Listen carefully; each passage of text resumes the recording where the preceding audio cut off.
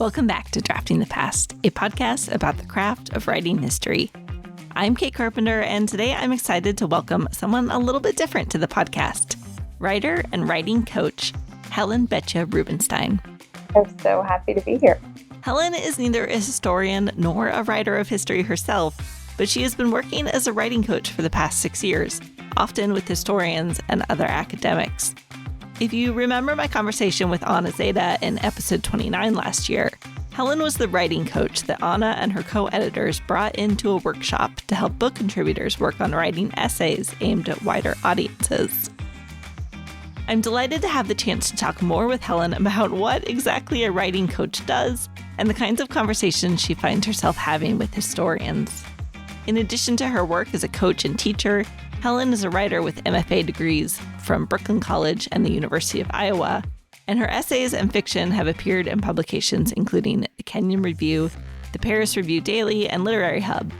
She is the author of a book of lyric fictions and also has a forthcoming book about writing, teaching, and publishing. As you'll hear in our interview, Helen has a gift for sharing concrete writing advice, so be sure to check out the show notes after the interview for links to some of these resources. Please enjoy my conversation with Helen Betya Rubinstein. So I'm someone who's always written and always been interested in writing, but I also did a lot of other things growing up and a lot of other creative things. Like I played piano, I painted, and when I started college, I wanted to be a cognitive science major. And I had something that I've recently started to think about as almost a spiritual experience where I just became so entranced with the possibilities of printed text and what we could discover there. And I wrote my college thesis basically arguing, although not in these exact terms, that fiction was a better and more honest form than nonfiction.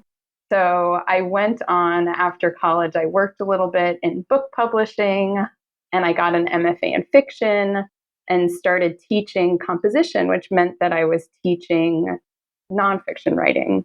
And I was really lucky to go to an MFA program that had like really great preparation in composition theory. So I became really interested in that at the same time. And really through my teaching, I became more and more interested in the possibilities of nonfiction, the possibilities of what it might mean to say as directly as we can something true about the world. And I started to write nonfiction. I then got an MFA in nonfiction. And then I became really interested in thinking about that question with scholars. And a lot of my own creative work is also based in history, in archival work. So that's kind of my writing trajectory and how it might have led me toward coaching or being predisposed toward what I do as a coach. And I became a coach through the creative nonfiction workshop that Anna Zeta mentioned on your podcast interview with her. And that was a little bit more than 6 years ago now.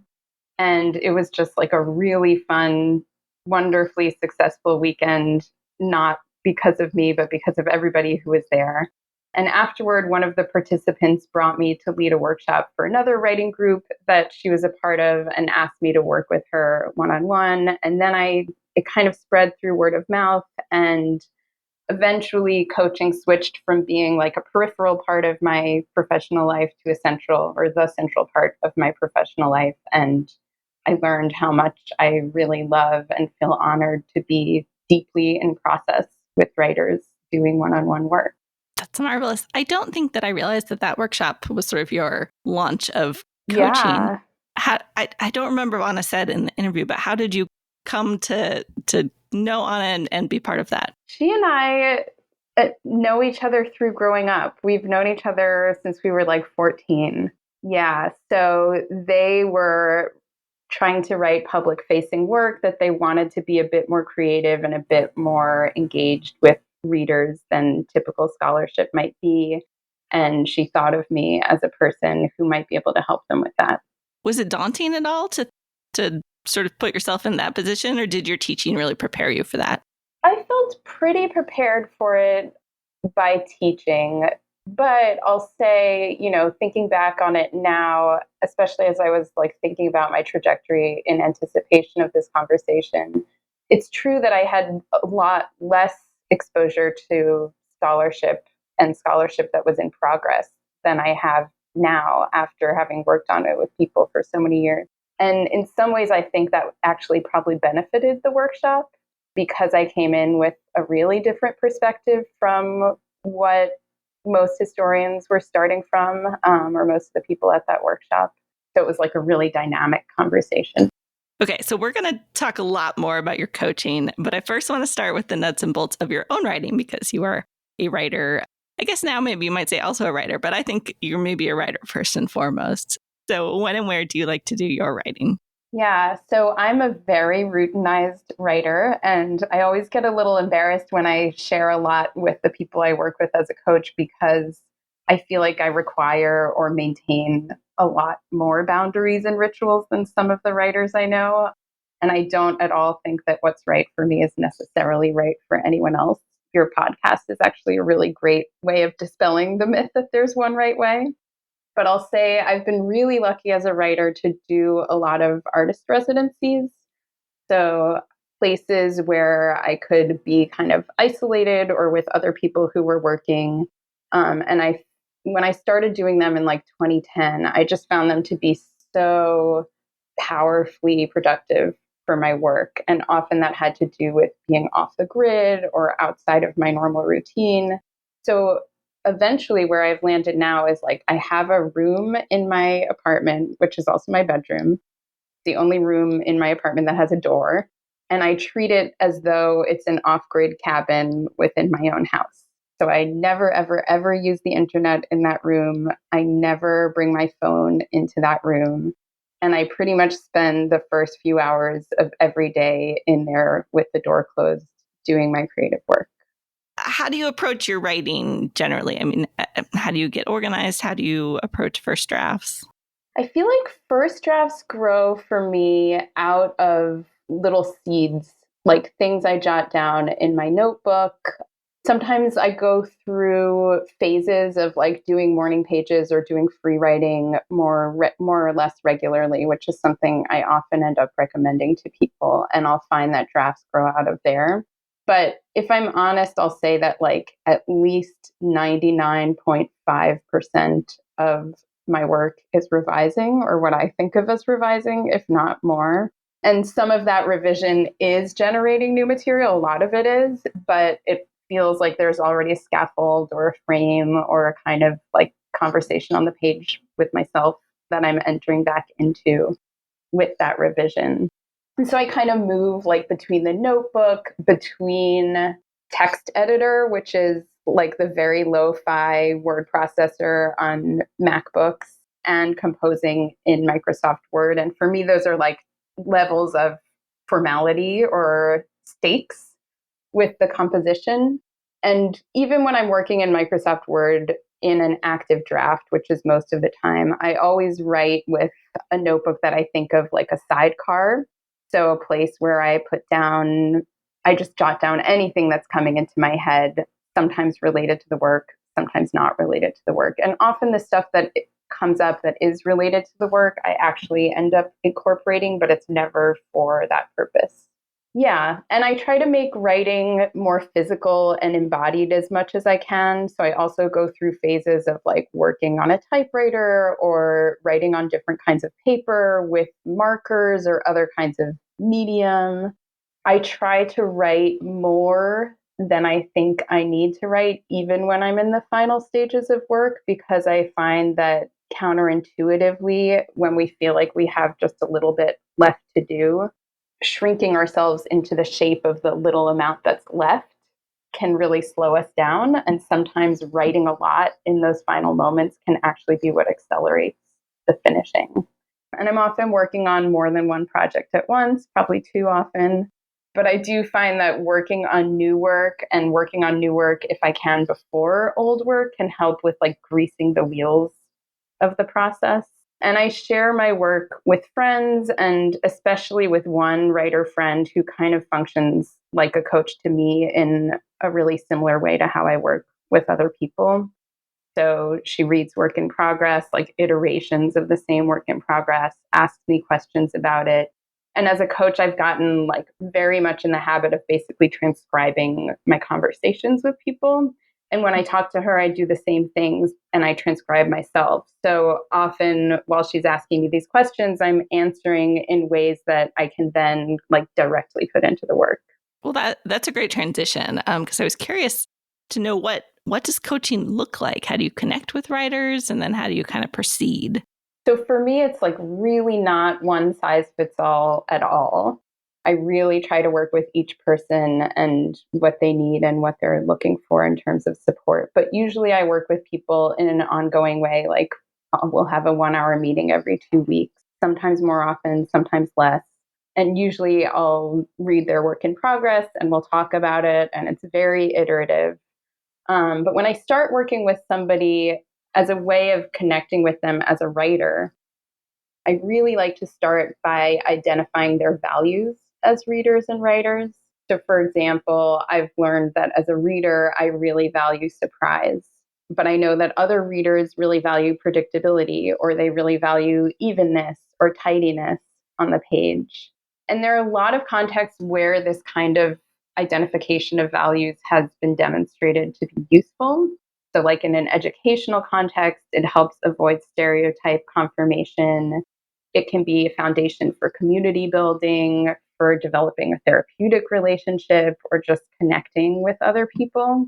But I have this strong sense that when it comes to reading and writing, basically starting in elementary school, we get so inculcated into the idea that there's something called good writing out there that we need to strive for, that we can get really alienated from our own values as readers and writers. And often we don't even examine the institutional values that we're indoctrinated into through this idea of good writing. So I always want that kind of conversation to be the foundation of my work with somebody. And often we do that by reading a little excerpt of work that they love together, and they might point to moments that they especially appreciate and why. And we'll talk about how the writer achieves the effects they're going for in those places and start to discern some particular values that they have about the reading. So, yeah, that's how we start a process. And then I read the work in progress with people. The meetings usually begin just by me hearing from the writer how they're feeling about the work, what frustrates them, what satisfies them, what questions they have. And usually the seeds of our whole conversation are in that opening moment, which is extemporaneous. And I listen really carefully and try to respond with questions about those work, about what they've said and about their work. And together we come up with next steps for the process. It sounds really therapeutic. Do you ever think of yourself as a writing therapist? A little bit, yeah, and it's really different with everybody. Like some people come to me wanting to talk more about process. Some people are like stuck, or actually, I've worked with a lot of people who are like, I had a kid in the last year. I used to be able to write. Now I'm stuck. I can't at all relate to that. Yeah. And sometimes it's more about product, and I'll spend time like hashing out the big ideas of a book or a chapter with somebody. But I know there are coaches who like just work on one or the other, but to me, I feel like they're so related. And it's really interesting to think about the ways in which process and product are related. So, what I really love about these conversations is that we get to think about both of those aspects together. Well, we talked a little bit about how, in part, thanks to that workshop and the way you got into coaching, you've worked with quite a few historians. And I was wondering, are there things that you find historians have in common as they approach work? Do you find yourself talking about sort of the same issues frequently? Yeah, I don't know if I would think of them as issues necessarily, or like maybe problems in like the interesting sense, not like the negative sense.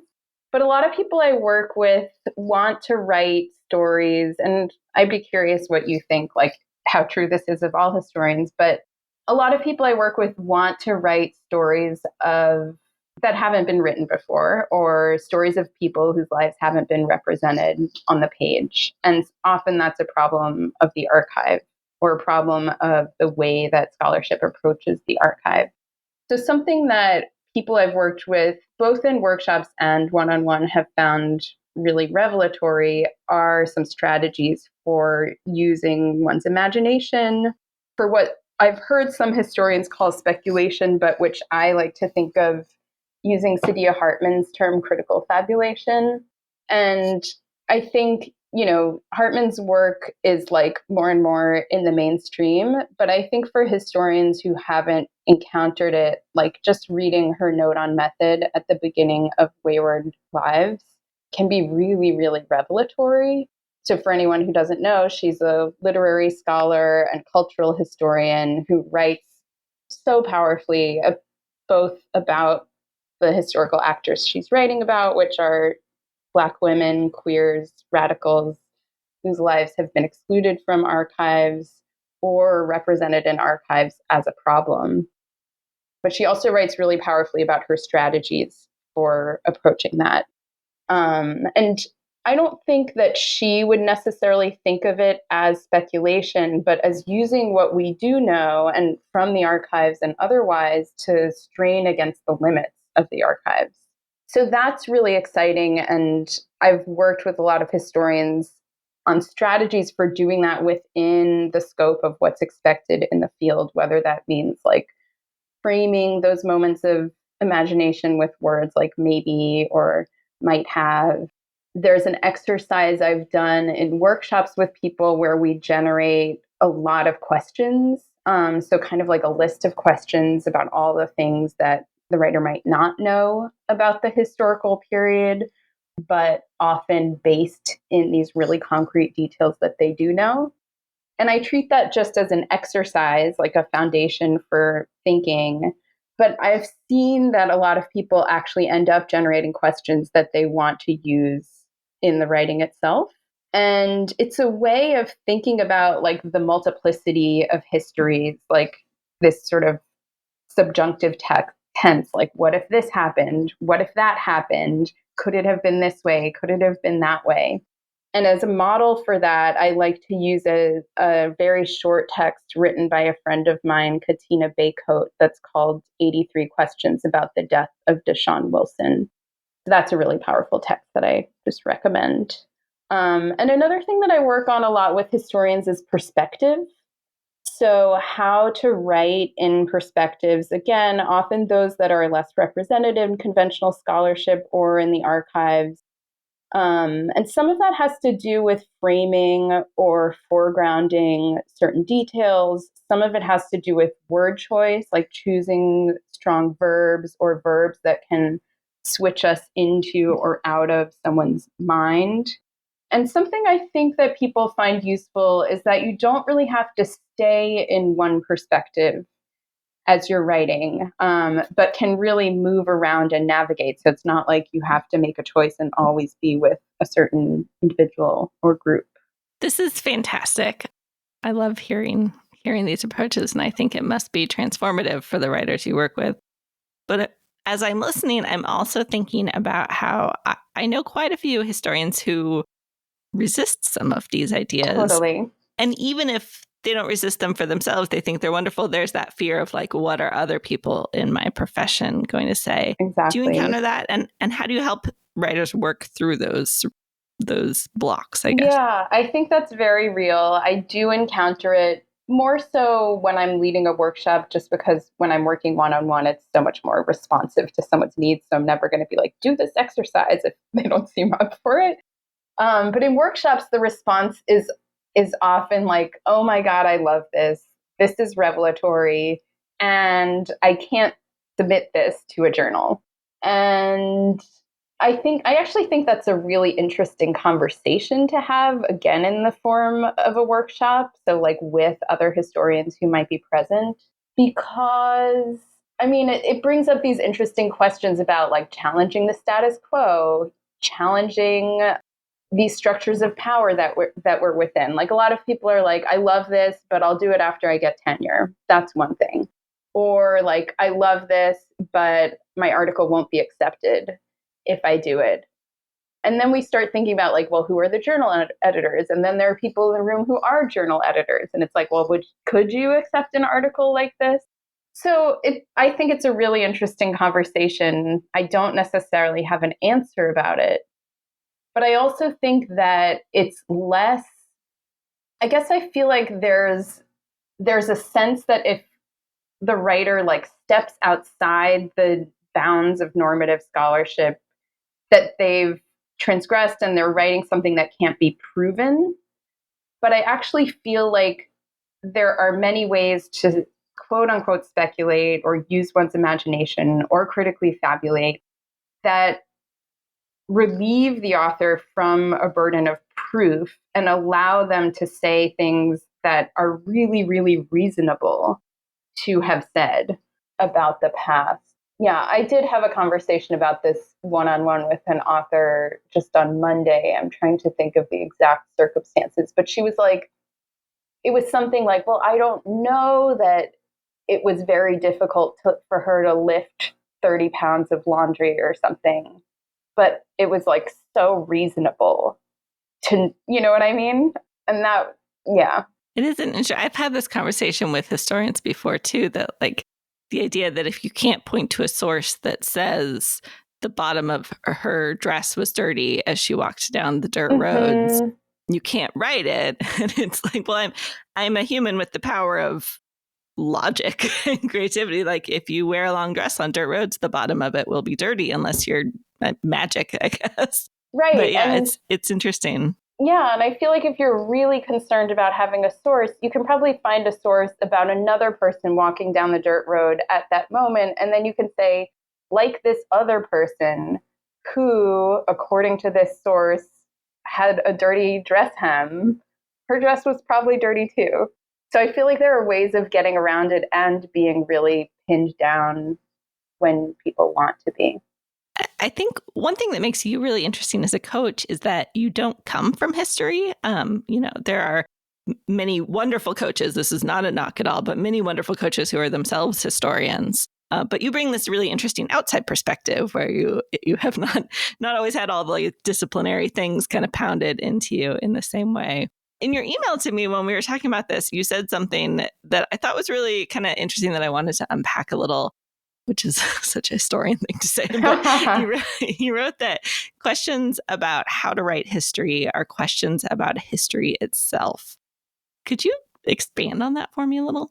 So I'll say one of the things that I've learned over these years of coaching is really that questions about scholarship are questions about the scholarship itself. But that really came clear to me first in the context of working with historians. So to a certain extent, like starting really generally, it's so intuitive that we don't really think about it. So for instance, when you're like deciding what chapters your book should have or what sections your chapters should have, you're organizing meaning in a certain way and creating these boundaries between ideas and kind of making them hierarchical because we read in a linear way. So you're choosing which ones to foreground, which ones to background, which ones to highlight by putting at the very beginning and very end, or to bury in the middle. But the way that this first came clear to me was in the context of the hook or vignette, which when I led that workshop 6 years ago really stood out to me as a convention where many of the essays that I read in advance of the workshop would begin with this kind of like scene, usually of one person. And then that was just the introduction, and the sections would step back in this zoomed out way. And sometimes we would never come back to that scene, or we'd come back like with a line at the end. And again, I think it was partly because I had less exposure to historical scholarship at that time that it really stood out to me. And now I'm like a little bit inured against it or something. Like it probably wouldn't strike me quite as strongly. But I thought it was really interesting because the vignette was kind of like a teaser. And sometimes that tease never really got followed through on. And I started thinking about like, what does it mean about scholarship to be structured in this way? So one of the things is that those teasers or vignettes literally get marginalized by being moved to the margins of an essay or a chapter. Another aspect of it is that often those vignettes were about an individual, and the rest of the work would be like about a group or patterns. And so in a way, what that does is like it puts the weight or seriousness in the discovery of these patterns. But at the same time, these hooks were often about the lives of people whose lives we could know. So they might be the leaders of movements. Sometimes they were like antagonists who got in the way of historical actors that we were actually rooting for. They were people with certain kinds of structural power. And I started thinking about how putting them at the beginning of these essays was a way of giving them structural power within the structural structure of the essay. So they, again, were like occupying this position of prominence. So that's one way in which I feel like this choice really becomes a choice about who's important and how to pay attention as a historian or a reader of history. And then there's the question of perspective that I already mentioned, and then chronology, which is so important to historians, but also kind of thorny and difficult in the ways that it might conflict with the attempt to find patterns or themes, and the questions of what connections get illuminated when we try to hew really closely to telling a story chronologically versus what connections get illuminated when we don't try to hew really closely to chronology. And then I just love thinking about how structure on the page has meaning for the scholarship itself. So recently in the spring, I led a workshop for historians where someone was writing about migrant farmers in, I think it was like early 20th century Germany. And he was mainly interested in the worker experience, but also in the particular impact of this kind of farming on the land itself. And he was working to like separate that story from the story of the overseer of this work, which was like the one real story he had a lot of documentation of. And during the workshop, he started to experiment with this idea of kind of in between his chapters, having these little vignettes, as he called them, that were written almost from the perspective of plants or from the land, and showing what was going on the land in a like unpeopled way. He presented it to the group and we all got really excited about it. And I realized that part of what was exciting is that it was allowing the land to kind of butt in and have its own agency in a story that otherwise would be really top down and otherwise might just like mimic the structures of power that have already shaped the archival research. But he was proposing a structure that would let the land like butt in almost like weeds growing up through a sidewalk or something, like in this powerful, surprising way. That's really interesting. I want to ask, this is switching gears a little bit, but there are editors and then there are coaches, and you talk a little bit about on your website about the differences between them. For listeners who are still maybe kind of grappling with that difference, could you talk a little bit about what you mean by that difference? So one way that I think about it is that most editors work primarily with a text and work primarily in text. And my work is also text-based, but I work primarily with a writer and I work mainly in real-time conversation. Like that's where I think the real work happens. So I'll give you a few examples of moments when I felt like the difference really profoundly. So one is like a writer would send me something to read and I could look at it and say like, oh, I clearly see that something's off with the structure.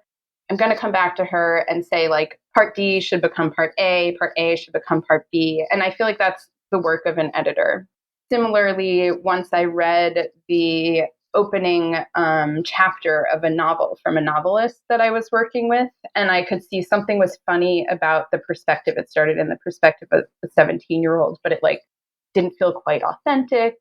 So if I were an editor, I might just come back and say like, why don't you think about what this 17-year-old is really seeing, you know? But as a coach, I go into these conversations not by presenting an answer to a problem that I've identified, but by asking questions. so I might ask the first writer, like, why did you structure it in this order? I might ask the second writer, what are you going for with this section in the 17-year-old's perspective? And in both cases, those are real examples. I got answers that like completely changed my sense of what the best next step for the work is. So like with the structure, what we realized is that as she explained it to me, it actually was just missing some framing language. Like she'd been almost detailing a journey that she'd taken, but not grounding it in herself. So if it was framed differently, then the structure as she had it could stay, but there was something that just wasn't on the page yet. And similarly with the 17-year-old's perspective, when we started talking about it, it turned out that the novelist was really trying to satirize that perspective. But to satirize the perspective, again, similarly, there needed to be more of like a strong, omniscient voice on the page.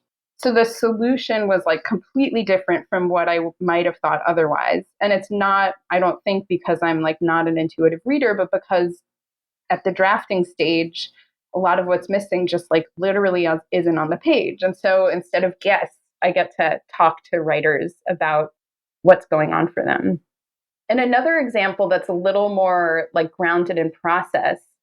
This spring, I was talking to a writer who kept getting stuck as he was drafting a certain section of an article. And he would just get trapped in this like cycle of uncertainty. Like to put the argument this way didn't feel true, to put the argument that way didn't feel true. And we were kind of talking it through, going back and forth in the same way that he had been going back and forth on his own. And we realized, and I felt like this was really profound, we realized that actually the feeling of uncertainty was his scholarly contribution. So the feeling that he'd been experiencing as a sign that he like couldn't make an argument at all was actually the sign that he had this novel argument to make, and he was going to be complicating the existing frameworks for thinking about this. And I don't think that we could have realized that without actually talking it through, or without really dwelling in the place where process and product come together. So conversation is the main tool for how I work with writers. And like I was saying, I always basically transcribe my conversations with people. And often the conversations are almost a kind of writing or revising out loud. So they'll end up saying things to me that I write down. And then I'm just like, you can put this directly into the piece. I think this ties really well into my next question, because as I was looking at your website ahead of this and preparing, I was struck by how many of the authors you work with talk about how much you helped their confidence and their excitement about their writing again. And I often think sometimes when we're resistant to feedback or to sharing our work, it's because we're afraid that our confidence and our excitement in writing will be destroyed in the process, often because some of us have had that very real experience. How do you try to draw out those qualities when you're giving feedback? I really appreciated that you pulled that out because I hadn't noticed that. And I think you're so right that that's often what stops people from seeking feedback. And I can even say for myself, like it stops me from asking certain people for feedback. It's actually not because I'm afraid they'll be too critical, but because I'm afraid they won't listen to my questions in a certain way. But anyway, I think part of building that confidence really comes out of what I was describing, the work that I do with people in terms of identifying their values, which is a kind of reorientation away from the mindset that like graduate school or even being on the tenure track can keep us in, where we're always concerned about the values of the often sometimes individual people and sometimes like entities who have the power to give us jobs. And one thing that I think is probably kind of counterintuitive, and I say with some hesitation because it might alienate people, is that I'm actually kind of against praise in the same way that I'm against criticism. And I don't believe in the construct of good writing. I feel like these things are all harmful. So although I try to respond to writers' work in a really honest way, which means that if I love a certain moment or I feel moved by something, I definitely say so. I also try really hard never to simply say like, this is good or this is so good. And the reason is that I think so many writers come to writing in like a hollowed out kind of way, or come to maybe writing coaching, or come out of graduate school in a hollowed out kind of way, where their sense of worth is coming so much from these external sources like grad school advisors, journal editors, colleague mentors, publishers. So I feel like reconnecting to your own values as a writer and reader can be super powerful in providing confidence. Like if I'm saying I love surprise, I'm going to try to create surprise on the page. Or I love beauty. What is beauty to me? I'm going to try to make beauty on the page. There's a kind of like self-validation in that process, and there's also pleasure. And one of the things that I like to remind scholars is like they've chosen this often really difficult path because of some moment of pleasure that they had at some point, like a pleasure of discovery, an aha moment. And sometimes the pressures of graduate school or the tenure track kind of wring that pleasure out of us and make us forget it. So reconnecting to our values can be a way of reconnecting to that pleasure and reminding ourselves of the intrinsic value of the work. And I also feel like the conversation helps with it too, because, people say things out loud, sometimes in plainer language than they might write it, like it's a little bit dressed down. And when you see that reflected back on the page, like in my transcript, you can see, oh my God, I said something really profound. And there doesn't need to be quite as much anxiety about like crafting something on the page. And I feel like, especially this reconnecting to values serves the work in a really broad, scholarly way beyond just one writer's experience of feeling confidence and pleasure. Because I feel like writers who can identify and work toward fulfilling their own priorities and goals and values can help us diversify scholarship and kind of like make the change in the status quo happen a little bit more quickly instead of just repeating and reinscribing these conventions. As she mentioned earlier, in 2018, Helen was invited to coach a team of historians during a weekend writing retreat while they worked on essays for a book that became Acquired Tastes: Stories about the Origins of Modern Food.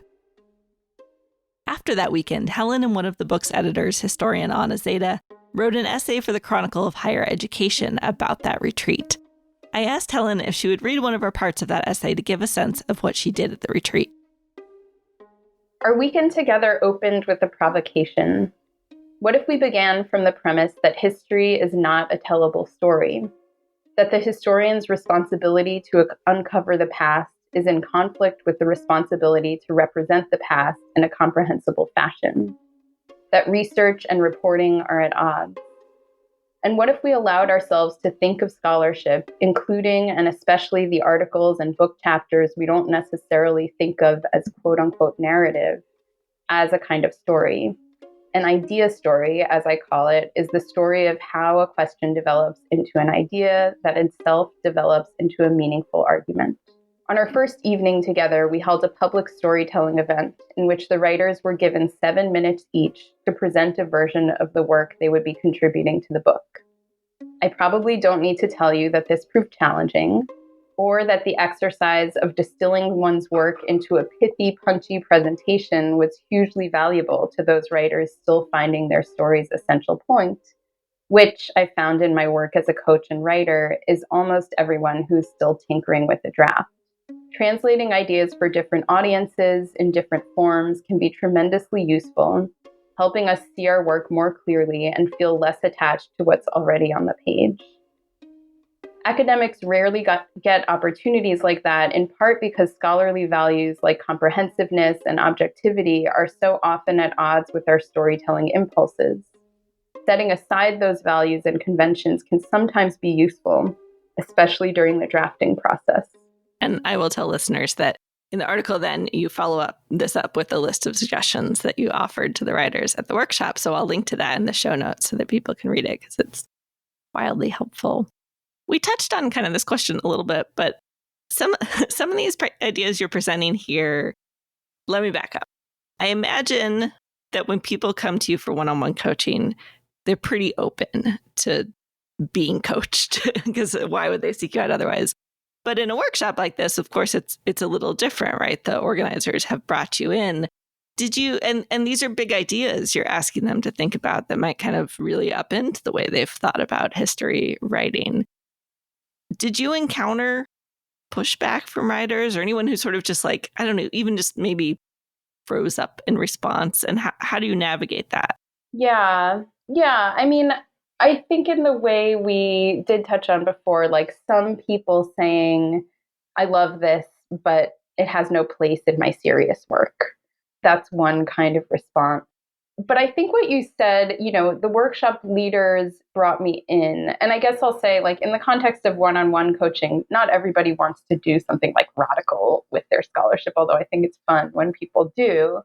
So this isn't necessarily how I work with every single historian.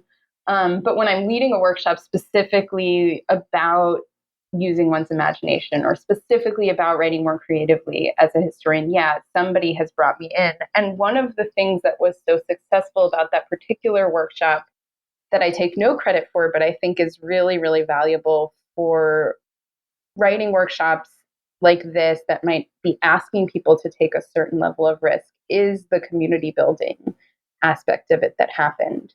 So I think part of the reason that that workshop worked really well is that the three organizers, Anna Zeta, Ben Cohen, and Muki Kittikel, really we all stayed in the same house for a weekend. There was a lot more going on besides just the workshop. And so there was some trust between the people, and it made these conversations, it made the kind of conversation that you and I are talking about, like, I love this, but what do I do with it?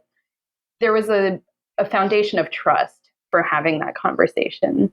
And I've seen that work well, like if I'm leading a workshop for a department, people, I mean, I guess there's some departments where that might not work well, but in other departments, there's a great sense of trust and community. And so that can be a really rich conversation when people know each other's work.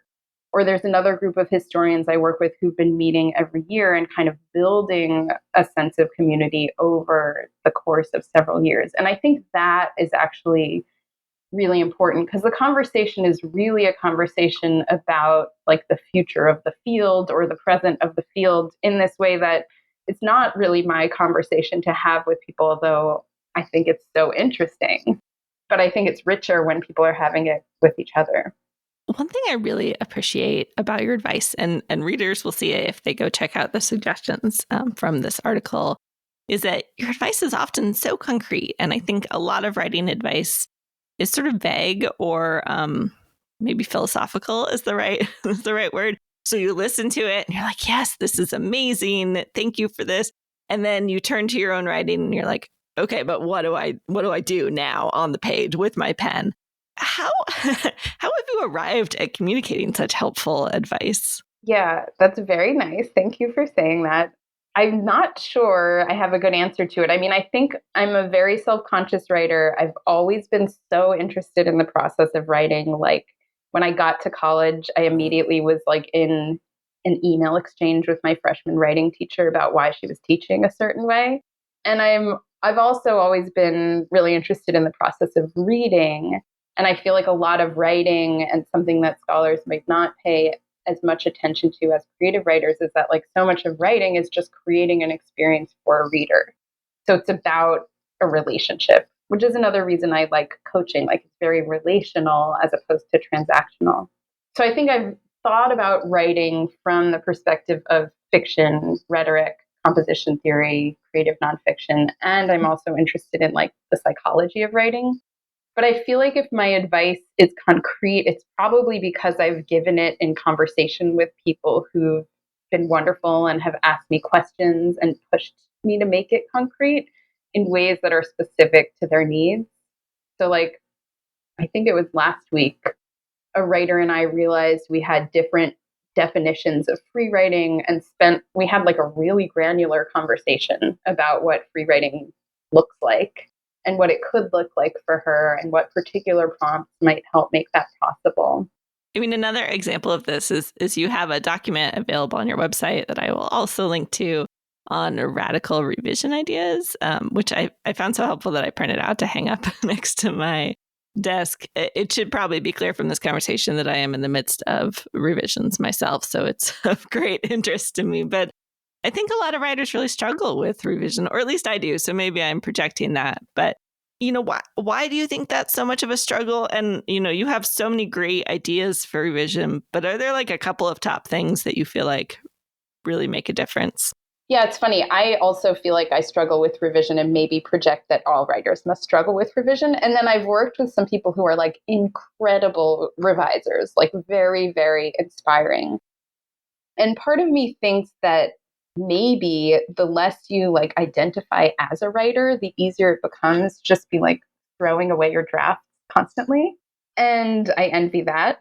And another part of me feels like that struggle with revision is like a deeper psychological thing that could be related to like control or one's relationship to the past, really, because revision is also this like profound way that we can go through life off the page as well. So yeah, I wish I knew exactly what caused it, but I don't feel like I do.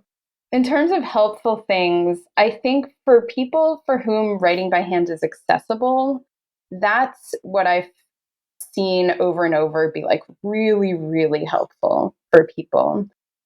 And a lot of evidence shows that people's minds are more active when they're writing by hand as opposed to typing.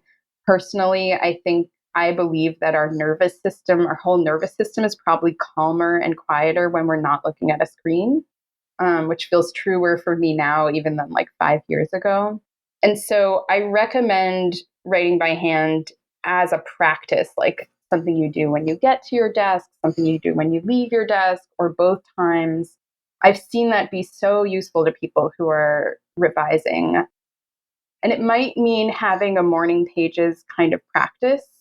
So for people who might not be familiar with that, morning pages is the idea that came from Julia Cameron's wildly best-selling book, The Artist's Way, where you kind of roll over in bed and scribble out 3 pages as fast as you can in the morning. And there are lots of people who can't write first thing in the morning for a variety of reasons. So I always present that to people with many options of variations. And I can actually share a document with you with some of those variations. But I think for people who are stuck, that can be like a ritual to get going. And I think of it as building a muscle. So you don't have to start off writing about your project. You can just start off writing. And you're exercising a muscle that's going to help you write about your project. And for people who don't write by hand for any reason, including that their own handwriting is illegible to them, I recommend just writing in a different software from the one in which you draft. So for me, like I mentioned, I like to use text editor. I think it feels like it has a very low footprint on my computer. I mean, it literally does because it takes up no space, but also there's no options. And so it just feels very different from working in a draft. And I use that a lot. And another tool that I think is really powerful for people is what I call a North Star. So finding a North Star of the project, which might be the thing you most want to say. It might be the question you most want to answer. It might be the experience you most want to create. But that North Star, and like mine is on an index card by my desk, and I revise it sometimes. But that North Star is, it's a way to make choices. So you can have a paragraph and think like, do I need this paragraph or do I need this detail? And it's like you look at your North Star. Is this paragraph or detail pointing me toward my North Star? Yes, keep it. No, toss it. And that can be really powerful as well. I love that even in that answer, you have given me really solid, concrete advice for working. I have a question for you that honestly I would feel sort of awkward asking, except that I know that you think deeply about these issues too. So editorial coaching, freelance editing have really become growing fields, especially when it comes to helping academics, and a lot of sort of former academics go into these fields. But sometimes I worry, and I know other people do too, that this just reflects the scarcity of the job market, sort of the limited resources that presses have, where they don't do the kind of developmental editing that maybe they used to do, and all these other structural issues. And like I said, I know you're someone who thinks a lot about questions of equity and anti-racism. How do you see that situation? And I don't want to ask you something really unfair, like how do we go forward from here? But maybe I'll just ask kind of what you think about when you think about those things. I'm so glad you asked that question. I think it's such a good and interesting question. From my perspective, I think of it more, or I see it more as a result of like the crumbling of traditional publishing. And and this is just my perspective, but I feel like the people that I've seen moving from the traditional academic market into editing, maybe doing so indirectly out of the market scarcity. But to me, it seems more about the unsustainability of the tenure track experience, like how difficult and overwhelming it is to be on the tenure track and have so many responsibilities in addition to like the ones that you sort of signed up for when you decided to do this. And so I see like people choosing a different kind of lifestyle, and that's connected to scarcity, of course, like that overwhelm. But it doesn't seem as direct to me. But I guess I feel like as long as universities are providing resources for coaching and editing, and I very much hope that that will continue, then I think the growth of coaching and freelance editing has the potential to be a really good thing because it puts more power into the hands of writers. So they're less beholden to like dusty old institutions because those institutions aren't pulling the strings quite as fully or powerfully or all controllingly. And another aspect that I think is positive is that it helps unveil the writing process. And I think not talking about the writing process can be a form of gatekeeping. And then on the other hand, like I think the wrong editor can be dangerous. And I have met with a lot of people who have had like an unhelpful or maybe even harmful experience with like a one-off editing person or a coach actually. But I don't know that a bad experience with an editor is necessarily more likely to happen outside of traditional publishing than within it. It's just a risk of less oversight. And so I guess for me, the takeaway is to take care in finding the person who's right for you, who's probably out there.